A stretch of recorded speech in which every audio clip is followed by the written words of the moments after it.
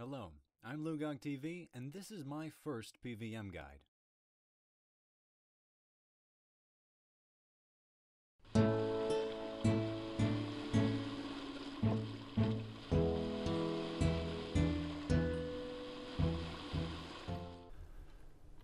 Hello all, this is Lugog TV, and this is about my fourth time re-recording this raw footage.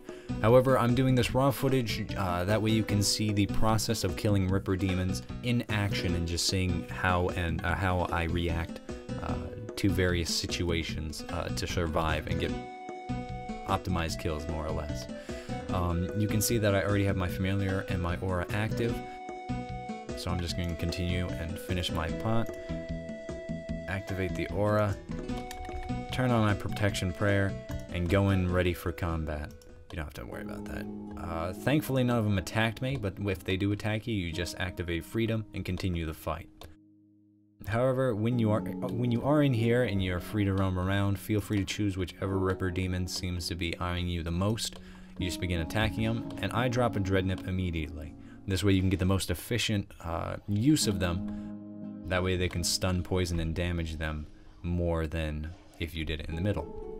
I use Devotion immediately when I can. That way I can regain a little bit of health. Get out of... oh, crap. And that's one thing that I was going to touch up on later on in the video. If you find yourself in the shadow, just keep going. That way you don't accidental... or because the hitboxes in the game might register you as not under the shadow if you just stick to one direction instead of panic.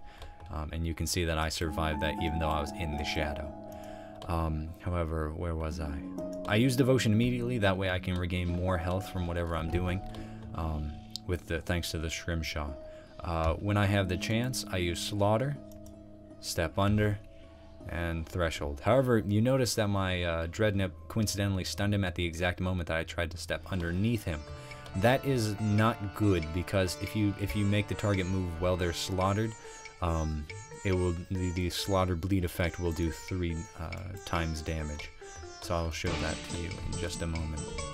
However, the fights are very linear. You want to use Devotion and Dreadnoughts as soon as you can, and then you want to use Slaughter next. Step underneath. Crap, he jumped. Use Slaughter. He'll start having the bleed effect, and then you use a Threshold, and you'll notice you just eat straight through them. One thing that just happened is you'll notice that my Dreadnought, or you may have noticed that my Dreadnought stopped attacking.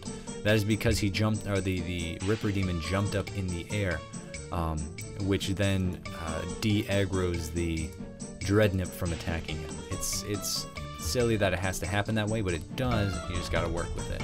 Again, try to keep your health above halfway, and I'm doing a terrible job at this because... oh, he was stunned. Beautiful. Oh, crap.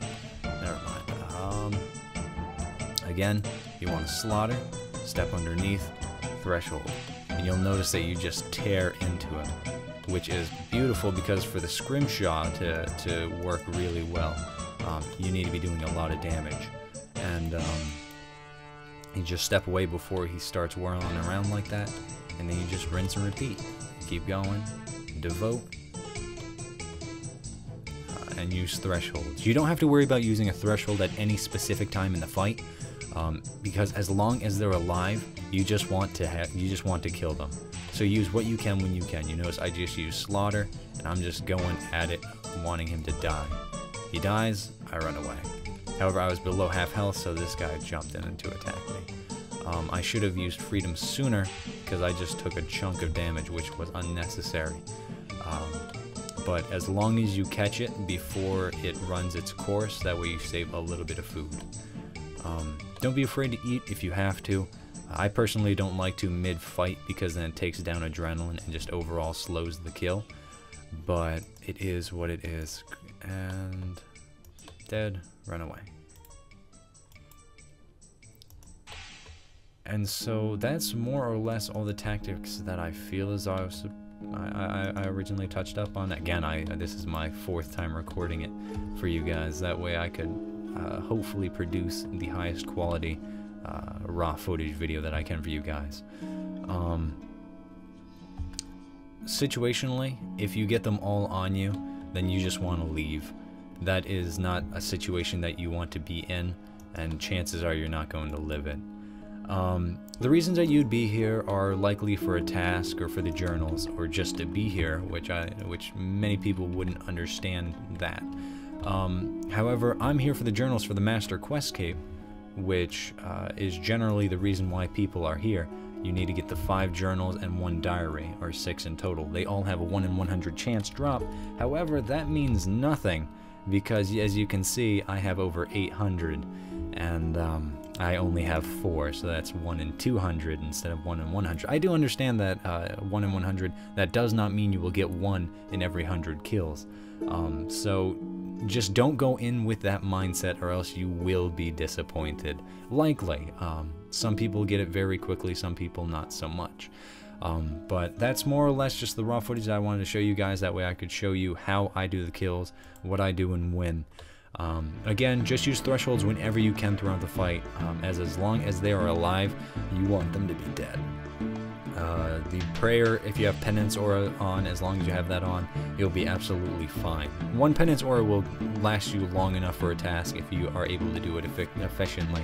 If you don't have dread nips, it's not the end of the world, but they are very helpful to have. And in which case, I do believe I covered everything that I wanted to cover. If there was anything that I failed to mention or anything that I should have, please let me know, as this is my first raw footage PVM guide, and I want to make sure that I hit on everything. That way you guys don't have any questions. However, with that, I'll be taking my leave. I hope you all have a great night, great evening, great whatever time it is for you, and that you have better luck with the journals and the drops than I am. In any which case, take care. God bless.